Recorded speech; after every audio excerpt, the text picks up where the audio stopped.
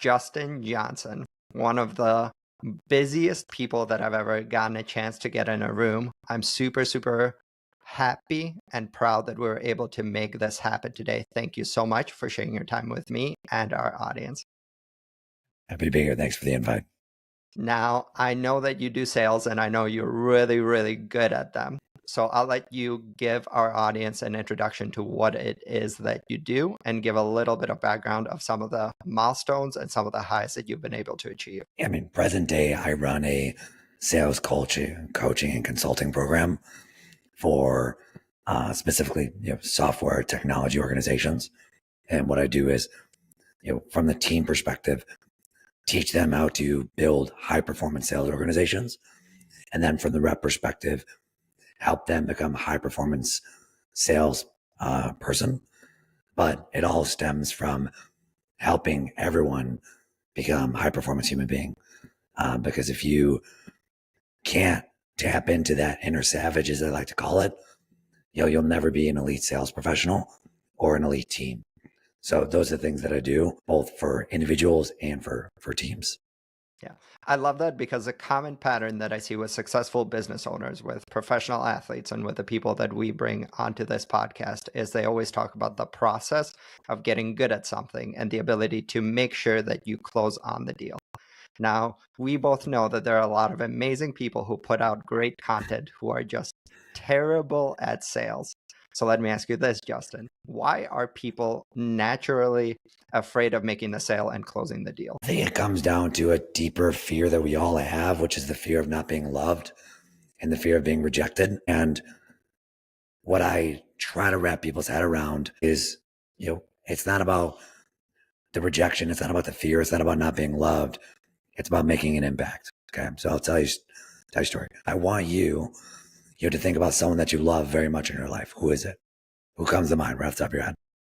Definitely my wife. Your wife. Okay. What's her name? Megan. Megan. How long have you and Megan been together? We've been together for 3.5 years. We just got married in June. All right. Well, congratulations. Thank you. So I want you to think about your new bride, right? You love her more than anything in the world, right? Yes, I do. She's so beautiful. Let's say you 6 months from now, you are with your lovely bride and doing an annual checkup, annual physical at the doctor. Doctor pulls Megan to the side, say, hey, we have to do some additional testing. And you find out that Megan has a terminal illness and the doctor says she's got 6 months to live. Okay. I want you to think about this, the love of your life. Okay. And you being the relentless, amazing husband that you are, you're not just going to take what the doctors say at face value, right? For sure. You're going to scorch the earth. You're going to turn over every rock. You're going to find any opportunity, try to save the love of your life, right? So you do this. And finally, you after 3 months of searching, so you basically got 3 months left on the clock. You search high and low. You find this wonder drug. And this wonder drug, it's about to be approved by the FDA. No one knows about it yet. But it is proven to have a 100% success rate to eliminate said illness that Megan has. Okay. No side effects. One pill, takes it, she's good. All right. So I want you to think about this. Imagine you find this pill one time and I get to save Megan. Right. I don't have to worry about losing the love of my life. And you go to Megan and you said, honey, my bride, my queen, my soulmate, my everything, we can be together forever. You don't have to go. I have just what you need. And she said, you know what? I'm good. It's in God's hands. Man, that is a terrifying, terrifying thought. What are you going to do? Take spirituality and religion aside. What are you going to do to get her to take that damn pill? I mean, do the best sales job of your entire life every single moment, every single day until you get the answer that you want. You're going to duct tape her ass to a chair. You don't care. Yeah. Like you're going to do what is required to get her to take the pill. Why? Because you don't want to lose Megan. You don't want to lose the love of your life. Yeah. Right. And even if she's like, you know what, I'm good. You're like, I don't care if you're good. You're going to take it. And even if she hates you for a year, she'll still be with you after that. So you're willing to forego some short-term discomfort because you know that you're going to have your wife. For sure. That's what sales is. So I tell people this because if you're struggling with that icky feeling, you're feeling slimy about sales, and you're like, what if they say no? Well, if they say no, you're letting them say it's in God's hand. You're letting them stay in their own way, because our job in sales is to help people. And with that, a massive part of that is helping people get out of their own way. So if you can internalize that, you'll always struggle in sales. But if you can anchor what you're doing in sales to, number one, helping people that you're selling to, then also too, like helping your family, right? By being the individual that deals with adversity and goes through the tough times and keeps going in the face of rejection, and what type of character that builds within you, right?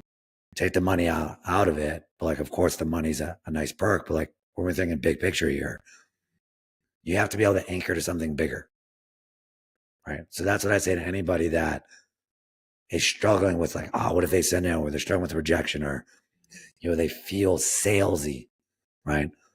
It's because you don't believe in the value that your solution brings. Part of that could be you haven't done enough work to connect the dots on the value. Part of that could be you're selling the wrong thing. If the product's crap, that might be part of it too, right? But that's ultimately what it comes down to. Yeah. What are some of the biggest examples where you've seen a misalignment with somebody's values relative to the product that they are selling? For me, it's that the big value is they don't believe in the product because the product is actually garbage. Yeah. Right. If it's a product like doesn't do what they say it does, and the marketing and the language that they're told to say by their leadership and the executives of the company fundamentally doesn't deliver. And that's hard for people, and as it should, right? You should be transparent. Like, hey, this is what we're working towards. This is the vision. We're not perfect. Here's things that we're working on and improving. Right. But when you're misleading customers, that'll eat you up. That'll eat you up. Yeah. I think that goes to the bigger theme of having a strong and positive company culture, right? Making sure that the vision that you have, the sales process that you have is bringing value to the customer, and you're doing your best both in product creation as well as bringing people on board who believe in it, know the process, and know exactly how the customer will value it. Mhm. At what point, I feel like every single business starts with that idea, but there are systematic breakdowns in somewhere in the communication of the vision where the product that you provide just isn't that good. Why does that happen? And why do people at some point release control to the point where the product that they're delivering is not as good as a competition and as good as what it could have been? Yeah. First, I'll speak to the question at hand, which is, hey, how do we get to the point where the product isn't good? And then there's another component that it can be confused for the lack of knowledge for the sales organization, right? There's a disconnect on reality and what the sales reps doing, and everyone's not on the same page. I could talk about that. Yep. So when it comes down to the product not meeting expectations, the best companies aren't the ones with the best strategy. The best companies aren't the ones with the best initial product. The best companies are the companies that are the most relentless in seeking and implementing feedback. Because newsflash for you, if you're a startup, your product probably sucks. Like, it might be okay, might solve a little problem, but it ain't that great, right? If you look at the early days of Facebook, it was a very clunky product. Like, it wasn't that great, right? But they invested in it heavily. They identified what was working, and they just reiterated like crazy on it, right? So it comes down to having a continuous feedback loop. Number one, with your customers. Number two, with your employees, which are your internal customers, right? And that's employees on the sales team, on the marketing team, on the account management or customer support, customer success side, right? the customer facing people, and most companies that struggle to continue to evolve to meet their customers' needs and demands, they just don't have a good feedback loop, Hmm. right? And it's a loop, because just because you see feedback, if you're not implementing it, it doesn't matter. I Yeah. know companies where the CEO says, "Yeah, I'm meeting with customers. Yeah, I meet with 10 customers every month." I said, "Great. In the last 60 days, what have you done to your product? What's been released?" "Well, you don't understand." Well, no. Those last 60 days, when you met with your customers, you asked for feedback on what can make them more valuable, right? Yeah. It's massive focus of us. We're a customer focused company. Great. So what have you actually done to deliver on that? Because just meeting with customers isn't enough. Yeah. You have to make your solution better, Yeah. and you have to listen to your team, right? Listen, if you have the right people on your team, you have to listen to them. Listen to what's resonating, listen to what's not, right? And you have to deliver against that, Let because me ask well, you, most, oh, sorry, go ahead. yeah, let me ask you a question on the communication here because communication is Yeah. so, so important. How do you surround yourself with both the team and the clients who give you honest feedback rather than the feedback that you want to hear? Because some of the things that I've seen is that a lot of the time when there is, you know, power dynamic, a Mhm. lot of the time when the people in power ask for feedback, it's positively spun and it's not necessarily the correct feedback to move the organization forward. Yeah, it's a good question. And the more political the organization gets, the more this comes into play. First, let me talk about it internally, then I'll talk about the customers. Internally, it comes down to making people feel safe, that they can communicate unfiltered and they're not going to get punished. In fact, they're going to be rewarded, right? So it's rewarding communication. That's what it comes down to. Creating an environment where I feel like I'm not going to be punished for communicating things. Customers naturally hold your feet to the fire, because I'm paying you for something, right? So I'm paying you for an outcome. So typically speaking, that's not as much of a challenge with the customers. Usually when you're not getting feedback from customers, you're not doing a good enough job asking the right questions, because you should be asking layering questions. Like if you're saying, "Hey, when you signed up for our widget, what was the problem you wanted us to solve?" "Oh, we wanted to improve our efficiency with our sales team." "Okay. Have we delivered? Yes or no? Are we more efficient?" "Okay. Well, how much more efficient? 5%, 10%? 10% more efficient." "Okay. What makes us more efficient? What is the actual linchpin that got you that extra, 5, 10%? Okay. When you signed on, were you hoping for 10%? Or were you hoping for more? Actually hoping for a little more. Okay. Well, what's the difference between the 10%, which you are today, and let's say the 20% you were really hoping for, right? Those are things that flesh it out. And then you say questions like, "Hey, what would make this product so good that unsolicited, you would shout our names from the rooftop? What would make it so good?" And you ask those types of questions that almost sound ridiculous, but it helps paint a picture into what's going to create raving fans. And the product's going to be part of it. But sometimes the difference is just customer experience, how Yeah. you onboard your customers, how you work with them, how you serve them, how you support them, Yeah. right? So those are things that can help you as well. But it comes down to asking the right questions and asking follow-up questions to really flesh out the impact or lack thereof of what your product or solution does for them. Yeah. Okay. And I love that question so, so much because what you find with a lot of companies is they very quickly get stagnant, right? They go, hey, we delivered this great product.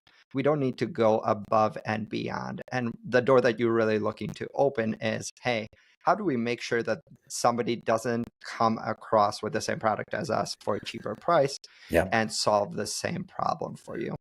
Yeah. And a great question to ask is, hey, you've been our customer for 6 months. If you were evaluating us today, again, knowing what you know about us today, would you have done it? That's one question. Second question is, if your Mhm. renewal was today, would you renew? Yes or no, right? And And those are the questions that, like, direct questions get you direct answers. And both of those are so, so powerful. And Yeah. they lead me to ask this question.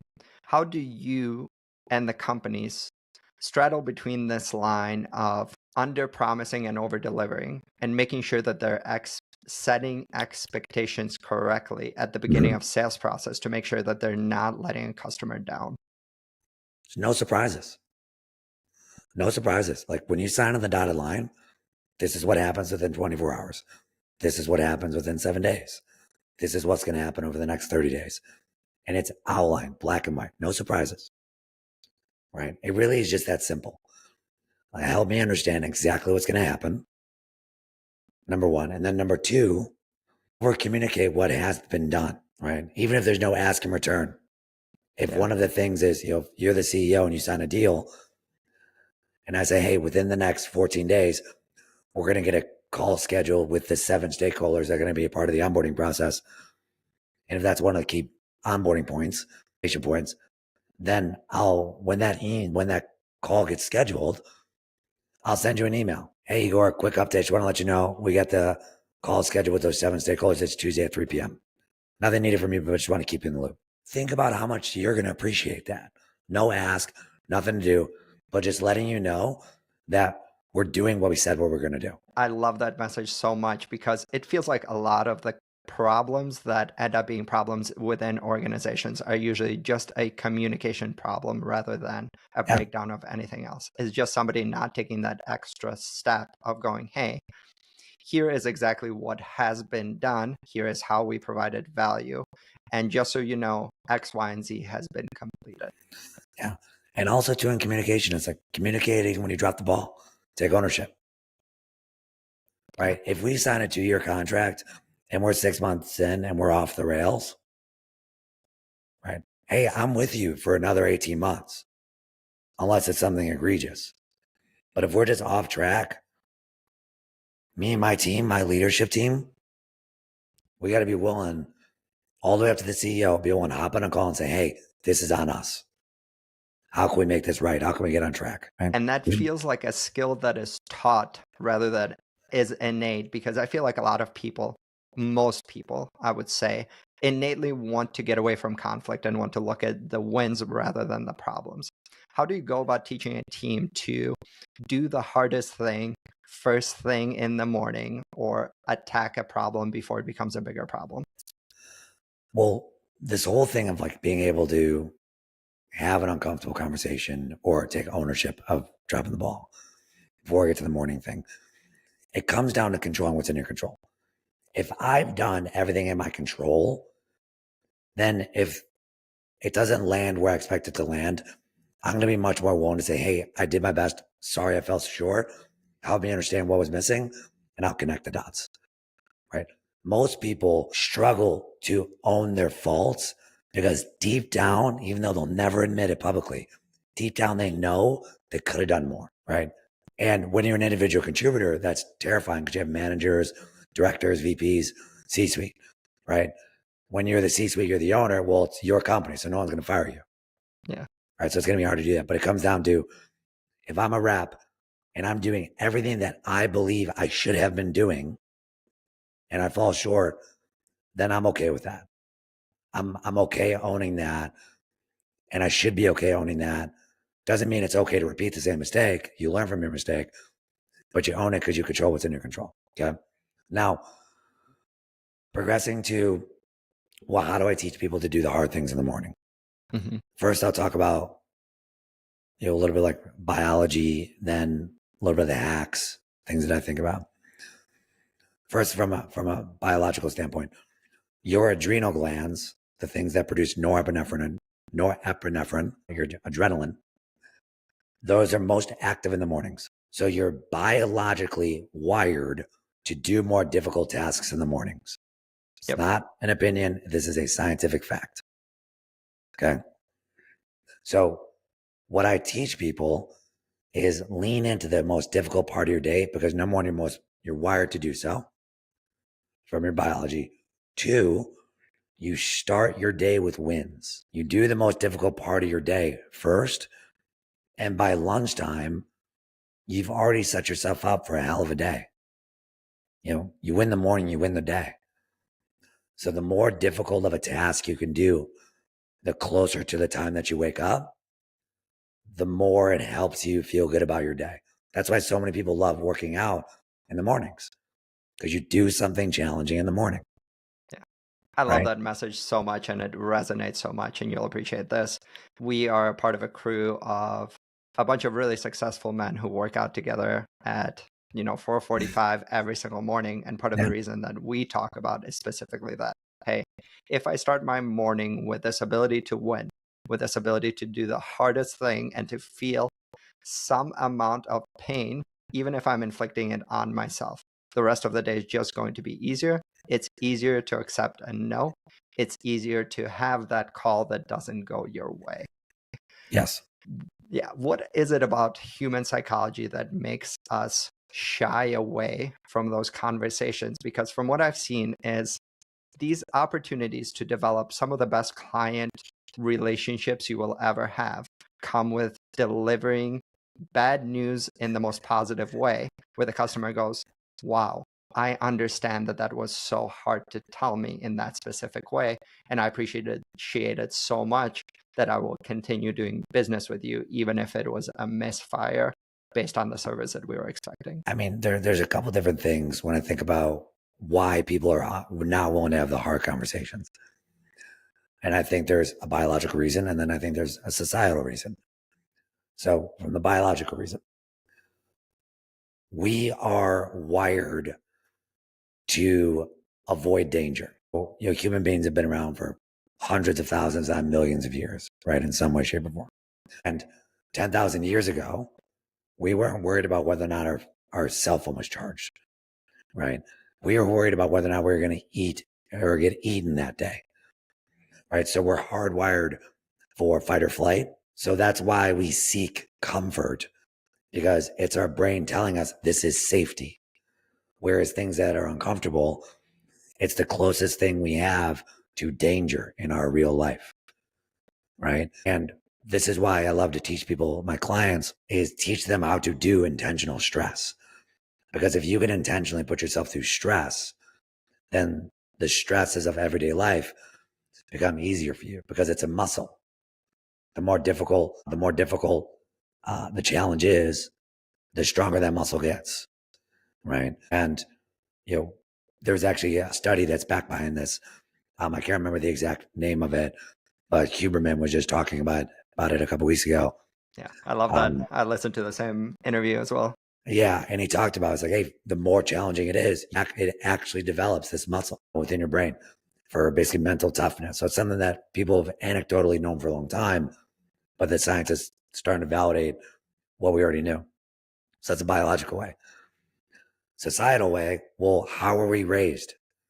We were raised to go to school, sit down, and shut up. Essentially, raise your hand when you're called on, right? You talk out of turn, you yelled at, you stay after class. So the way, the education system and a lot of how we were raised, myself included, was raised under the guise of, hey, like, speak when spoken to. So it's hard to break that.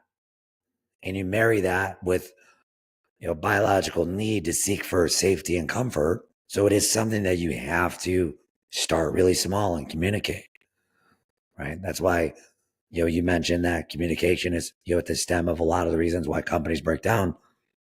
Communication's at the stem of why a lot of marriages break down. Yeah. Right? Just people learning how to communicate, have uncomfortable conversations. I'm not saying it's easy, but it's a muscle. Yeah. It's a muscle, and it requires so much practice. How come some people are so good at getting that practice and other people just aren't? Because when I think about the sales process, I think about sales being something that is not innate. It is just a muscle that can be practiced. But sometimes you come across these people who just operate on a different wavelength, where they are so comfortable with making the ask, going, I don't know if this is going to work out, but I'm just okay with it. Do you think it's people who are just in tune with exactly who they are and comfortable with the product they're selling? Or do you think there's just a level of learning that they potentially had that other people are missing? People love the view, but they don't love the climb. So what you see when you see someone that's extremely comfortable on a sales call, extremely comfortable having uncomfortable conversations, someone who's doesn't shy away from challenging prospects, right? Asking the difficult questions, being willing to sit in silence for 20 seconds flat, which can seem like an eternity. You see that now. You don't see the hundreds, if thousands of conversations they had before that. You don't see the difficulty of all the times where they stumbled over their words and they got shut down.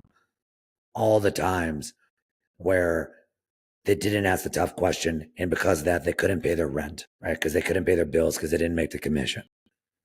You didn't see the difficulty that they went through, growing up. You didn't see all the times that they failed and struggled. You didn't see all of that. Yeah. But you just see them now and you say, man, it must be easy for you, right? And it's one of the things that when people have that mindset, it's one of the greatest indicators that I see someone who's never going to live life on their terms, because they can never look at somebody who's where they want to be and get inspired by them. They look at someone who's where they want to be and say, well, it must be easy for you, right? So everyone has to learn these things.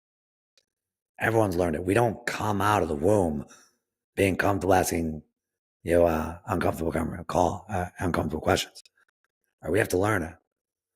Now, how we learn it, people learn it different ways. Some people learn it through education. Some people learn it through selling. Some people learn it through the hard knock life. Like, that's the reality. That's the harsh truth. Some of the best salespeople I know come from really tough upbringings, right? Because they think, cold calling's hard. Try sitting on a corner at midnight, right? That's hard. I find that to be just a pattern with the best people that I know in my personal life as well. It's the people who generally have the story of where I call it the darkness. They've seen the darkness, whether it's addiction, whether it is being alone in some specific way, where they go, hey, I've gone through this. Like, whatever it is that I'm dealing with today is nothing compared to a different or like the darkness that I've been through. I feel like in today's society, for whatever reason, men are so bad about admiring other people who have been through the darkness and are on the other side of it. And instead, there is almost this innate need to talk smack about them, talk them down.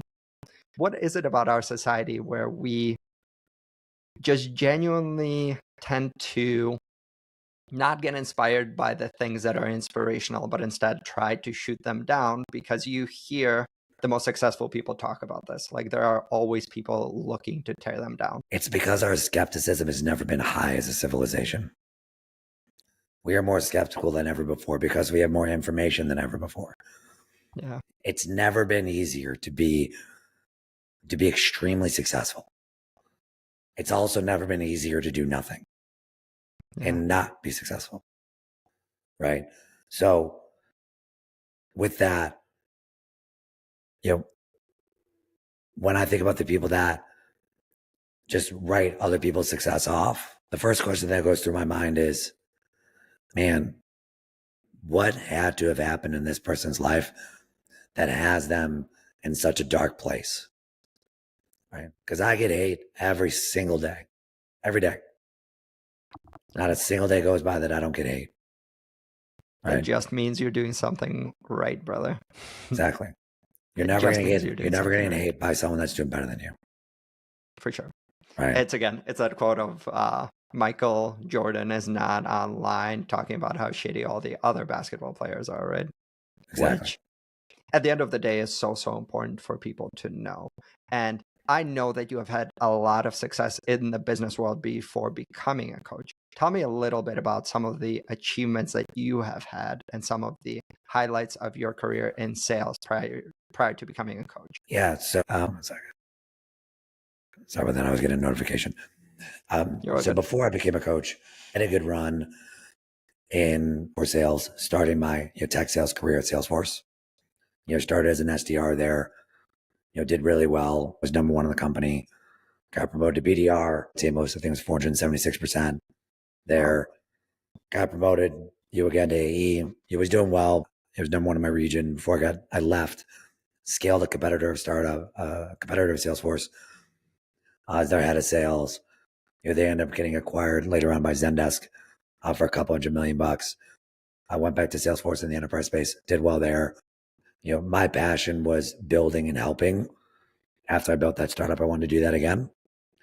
So I left Salesforce again, not once, but twice. It was in the number one spot to scale some other companies, had some good runs, and became a chief revenue officer at the age of 33, and was recognized by Pavilion as one of the top CROs in software at the age of 34.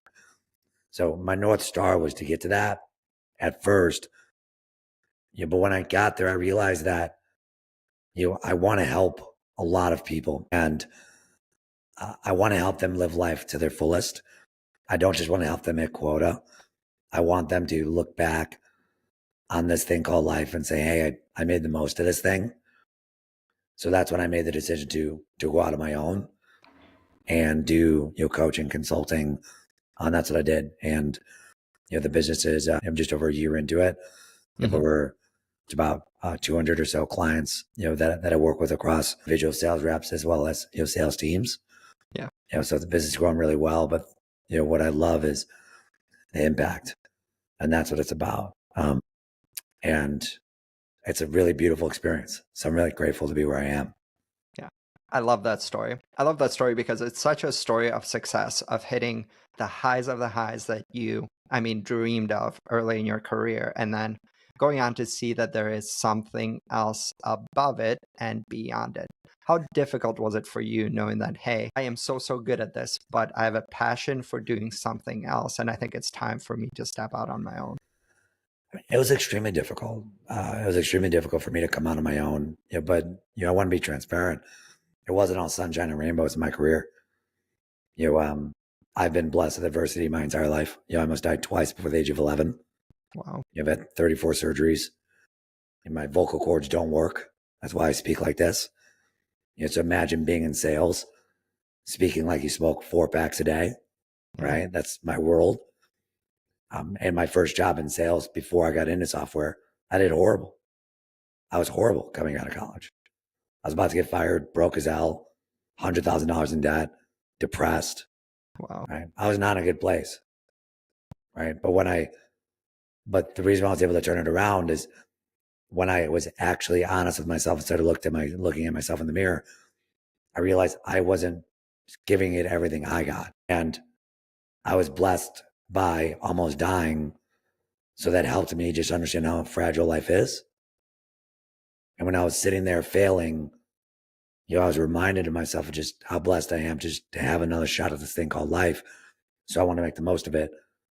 So that's what lit a fire under me to run through everything that I possibly could to get to where I am. And again, it was, even after I joined Salesforce, like there was a lot of highs and lows, right? Yeah. But fast forward to when I made the decision to go out on my own, it was extremely difficult. I was in a really good position. And, once you get to the C-suite in tech, whether I was at that company or other companies, right? I was in a position that most people dream of. But for me, I just felt like I wanted something more. And what I told myself was, the secret to life is leaving the world better than how you found it. And I have a unique gift that I'm being selfish by just keeping it at just one company. And that gift is I'm genuinely very good at coaching and developing people. Everyone has superpowers. There's a lot of things I'm terrible at. Coaching and developing people and building high performance teams. Those are my superpowers. And I would be foolish and selfish to not try to help as many people as I can. And all I do, and I say this when I meet with people, I say, look, all I'm trying to be as a sales leader when I was still in sales leadership, as a coach, as a consultant, as a trainer, all I try to be is what I wanted when I was first getting into sales. That's it. That's it. Someone that was hands-on, wasn't going to throw a bunch of fluff my way, wasn't like full of BS, was going to like hold my feet to the fire, hold me accountable, and like someone that just like genuinely cared about me. That's all I try to be to people because that's just what I wanted. Yeah. And people need that. People aren't getting coaching. They're not getting help. Reps are getting set up for failure. And it's unfortunate. Teams don't know how to bring in the right talent, develop them, invest in them. Sales leaders are even less invested in than sales reps most of the time. And most of the time they just assume, well, you're a good rep. That automatically means you should be a great leader. And they're night and day positions. So they're set up for failure, just as much, if not worse. And they can't raise their hand because then they feel like they're being an incompetent leader. So it's this vicious circle and cycle that plagues these companies and organizations. And I feel like I'm have a unique skill set to help. And for me to be selfish and not share that with people and try to help people, I would look back many years from now and just regret it. So that was what ultimately led me to taking the leap of faith and started my business and started my academy. I have so much appreciation for the exact way that you talk about it because, first and foremost, it's so honest. At the end of the day, all it is that you're trying to do is just make other people around you better in whatever capacity it is that they need with whatever tools that you have. And second of all, it's so raw and vulnerable because just like the other greatest people that I talk about in my life, there is a lot of struggle that came getting to the point where you are today. And I think it's so important for people to recognize it and be able to see it. And here is a final question that I will ask you for today, and it's this one. I know that the work you're doing today requires so much discipline. It requires so much hard work and you being in tune with having difficult conversations all the time. What are the things that you are doing that prepare you to make sure that you are showing up every single day, being an incredible leader, at the same time you're ready for work and you're ready to make every single person around you better? So what am I doing to make sure I'm living the example? Yep. I practice what I preach. I mean, it's really that simple. I don't, I don't put garbage in my body. I don't put toxins in my body, right? I'm not saying I don't drink like I'll have a beverage here and there, right? I'm not saying I won't have a bowl of pasta, once in a while, but like I eat clean. I put the right fuel in my body. And I think about it as fuel because most people's problems could get solved simply by just changing what they put in their body and taking care of themselves. Because a lot of their problems ultimately stem from not having the energy to execute the role at a high level. So that's the foundation. I take care of myself. I take care of my body and I'm proactive with it. I invest in it because I'm not going to get a second body. Right. That's number one. Two, I execute. I control what's in my control. Don't beat myself up too much about things that are outside of my control. And I'm always trying to get better. I mean, there's so many mistakes that I make on a daily basis when it comes to my business and learning this, right? But if I just continue to embrace it with the beginner's mindset, and I want to have mistakes because the bigger the mistake, the faster I learn. For sure. So I just keep going and I just keep learning, and that's just really what it comes down to. Someone said this a while ago, and I would love to give them credit, but I forgot who said it. It says, if you want to be an extraordinary person, all you have to do is be ordinary with extra. That's it. Like all the people that you look up to, and all the people that I look up to, every time I met them, because I love putting myself in rooms with people that are doing better than me. Every time I met them, I'm like, well, you're not like God. Okay. You're flawed too. You're figuring it out just like I am. Yeah. Just a person on the other side. Just a And I person. have so much appreciation that the very, very first thing that you talked about is health and food. Because for whatever reason, I don't know why this is not a more common thing to say. Hey, if you're able to put quality nutrition into your diet and you wake up every single day being thoughtful about it, you will feel better. From there, you will act differently. And most importantly, you will have the energy to accomplish incredible things and do great work. Well, I'll tell you why. And this is part of the reason why I want to go out on my own. Because when you're a sales leader or you're an executive, there's HR rules that you need to follow. Mm-hmm. Now, don't get me wrong. Those rules are there for good reasons and they help a lot of ways. But there's also things where your hands are tied. So one of the things I teach people is how to unlock being a high performance individual. So it's like how to master your mindset, which is very taboo to coach on in the workplace. Yeah. And hold people's feet to the fire around exercise. It's like, what would happen if you joined a company, a technology, a software company, and they said, in order for you to work with this company, you need to exercise 5 days a week. Otherwise you get fired. What would happen to that company? You just get in HR trouble right away. You have a bunch of Exactly. lawsuits. You have Right. trouble. But everybody man, knows. Yeah.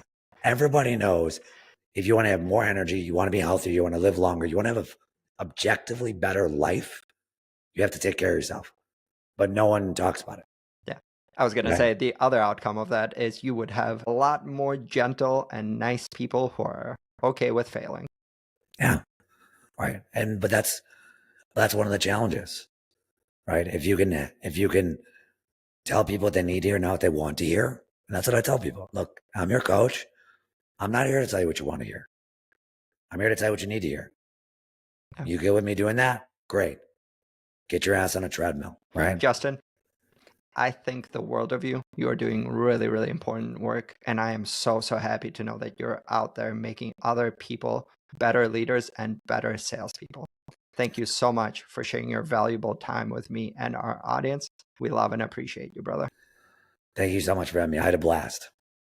This was amazing, and we literally cannot wait until the next time we get to talk. Thank you guys for listening, and we'll see you next time. Cheers.